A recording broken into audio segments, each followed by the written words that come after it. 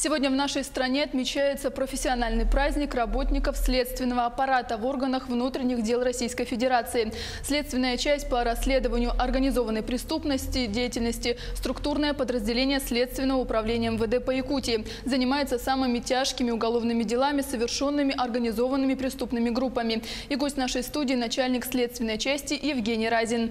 Евгений Алексеевич, здравствуйте. Здравствуйте. Расскажите, расследование каких категорий преступлений входит в сферу вашей деятельности?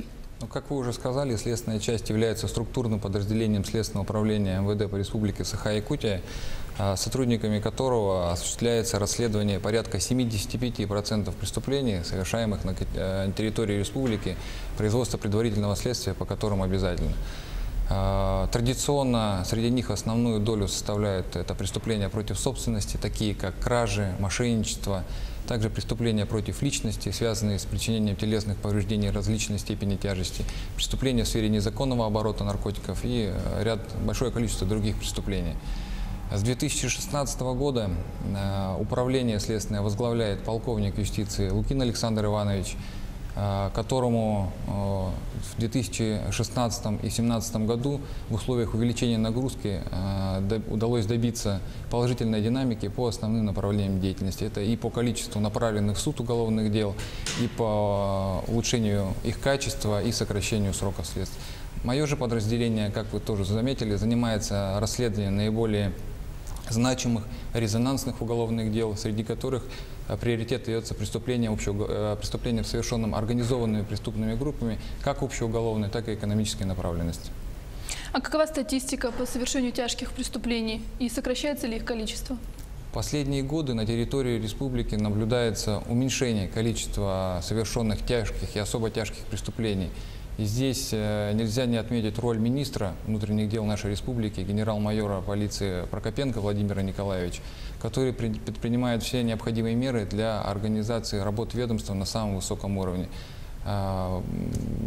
выражая поддержку следственному аппарату и обеспечивая надлежащий уровень взаимодействия всех служб и подразделений при раскрытии и расследовании преступлений. А ведь раскрытие преступления и является одной из форм профилактики преступности. А вот что насчет статистики? Она вот все-таки уменьшается, да? Да. А расскажите о показателях оперативно-служебной деятельности, к примеру, за прошлый год. По итогам 2017 года нашему подразделению удалось добиться наилучших показателей по всем основным направлениям деятельности за последние 10 лет. Также, работая в условиях увеличения нагрузки фактически на 40%, нам удалось направить в суд в 2 раза больше уголовных дел, 95 против 45 в аналогичном периоде прошлого года. При этом каждое третье уголовное дело было в отношении участников преступных групп, организованных. Таковых дел данной категории было расследовано, направлено в суд 31 в отношении 56 лиц. К примеру, в 2016 году таковых дел было 18. Среди них основную массу составили дела в отношении лиц, занимавшихся незаконным сбытом наркотических средств, в том числе 2 уголовных дела в отношении участников преступных сообществ. Кроме того, в 3 раза сокращено количество прекращенных производством уголовных дел, значительно улучшено качество расследования уголовных дел. Согласно статистических показателей, цифра фактически соответствует требованиям, предъявляемым государственной программой. И значительная работа проведена по возмещению причиненного ущерба. Из общей цифры причиненного ущерба в размере 150 примерно миллионов рублей нам удалось принять меры к возмещению ущерба в размере 92 миллионов рублей. Впервые в истории правоохранительных органов республики в прошлом году был вынесен обвинительный приговор в отношении участников организованного преступного сообщества, осуществлявшего сбыт наркотических средств на территории республики и других субъектов Российской Федерации под эгидой интернет-магазина «Ставстори». При расследовании данного уголовного дела нам удалось задержать и привлечь к ответственности 8 лиц, в том числе задержать одного из значимых участников сообщества, проживавшего на территории Новосибирска и отвечавшего за распределение финансовых потоков. Изъято из незаконного оборота было 12 килограмм наркотических средств общей стоимостью примерно 36 миллионов рублей. Также получена информация о деятельности данного сообщества на территории 47 городов Российской Федерации. Данная информация была предоставлена коллегам в субъектах, и некоторыми из них успешно реализована. Кроме того, вынесен обвинительный приговор в отношении руководителя государственного автономного учреждения «Центр-Лес» после длительных судебных тяжб, которым инкриминировалось хищение денежных средств учреждения в размере порядка 50 миллионов с последующей их легализацией. Также вынесен обвинительный приговор в отношении руководителя ООО «Малтан», организовавшего незаконную добычу золота на территории Миконского района в количестве примерно 50 килограмм, общей стоимостью более 75 миллионов рублей. А одним из главных достижений считаю то, что начиная с 2014 года по результатам рассмотрения судами 82 уголовных дел в отношении участников организованных преступных групп вынесены обвинительные приговоры без изменения следственной квалификации. То есть в каждом случае суд согласился с объемом и достаточностью представленных нами доказательств. А за счет чего улучшается статистика? Статистика за счет отношения следователей к своей работе. А какие громкие уголовные дела расследуются сейчас? В настоящее время у нас в производстве имеется уголовное дело в отношении руководителей национального, работников, скажем так, ну и в том числе и числа руководителей Национального художественного музея, которые совершили хищение бюджетных денежных средств в размере порядка 40 миллионов рублей. Дело находится на завершающей стадии расследования. В ближайшее время будет представлено в прокурору для утверждения обвинительного заключения. Кроме того, уголовные дела в отношении руководителей потребительских кооперативов, таких как Ярко, Артык Экспресс Кредит, Альфа Кредит, уголовные дела в отношении обманутых дольщиков, по факту незаконной рубки на территории Вилюйского района в промышленных масштабах лесных насаждений, в рамках которого установлен ущерб в размере 15 миллионов рублей. Также значительное количество уголовных дел в отношении участников преступных групп, осуществлявших сбыты наркотических средств, и ряд других уголовных дел. Наверное, ваша работа далеко не кабинетная, часто приходится выезжать на место преступления и в командировки. Работу нашу кабинетной назвать, конечно, трудно, поскольку зачастую ежедневно следователю приходится проводить большое количество следственных действий и за пределами кабинетов. А это выемки всевозможные, проведение обысковых мероприятий, поиск свидетелей, направление запросов, работа с судом, прокуратурой. Но много времени, конечно, и уходит на работу внутри кабинета, тем более по большим делам экономической направленности, когда приходится анализировать довольно большое количество изымаемых документов. А как обстоят дела с кадровым обеспечением? Охотно ли идут к вам молодые люди работать в следственные органы?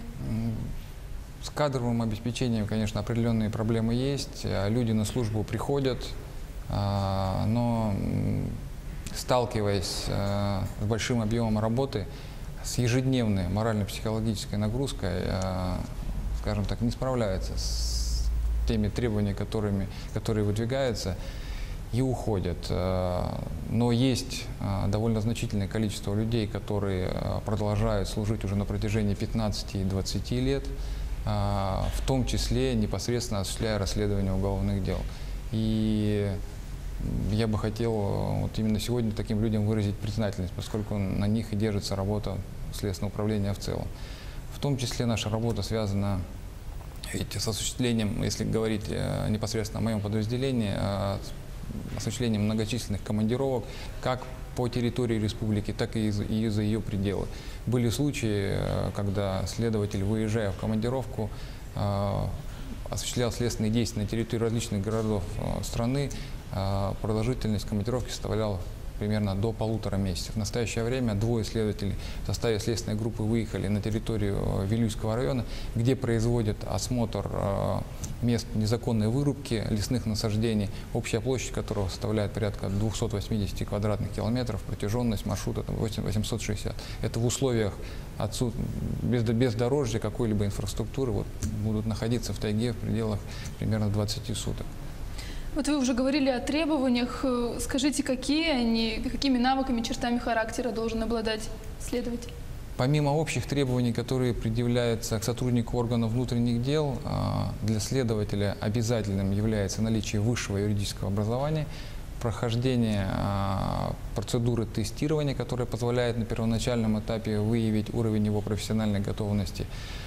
Ну а впоследствии все зависит непосредственно от человека. Вот по прошествии многих лет службы я для себя сделал вывод о том, что для следователя важны такие качества, как коммуникабельность, стрессоустойчивость,